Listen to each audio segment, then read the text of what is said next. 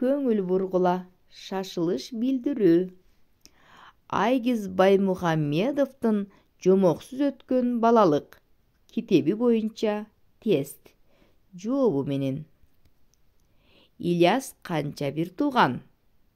3, 4, 2. Туура жооп 3.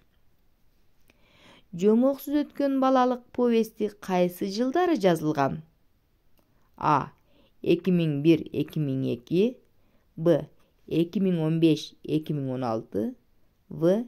2019-2020. Туура жооп 2015-2016.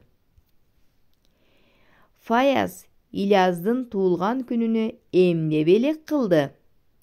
Жомок китеп, келемиш, кичинекей күчүк. Келемиш белек кылды. Балдар үйүндө жашаган Рустамды күзөтчү кайдан таап алган?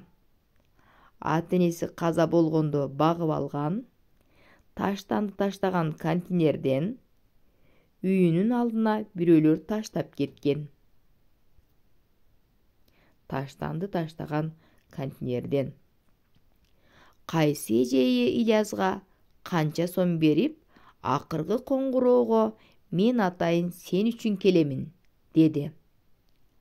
Насиха эжеси 100 рубль, Нургалы кызы Мавлида эжекеси 200 рубль, күзөтчү киши 50 рубль.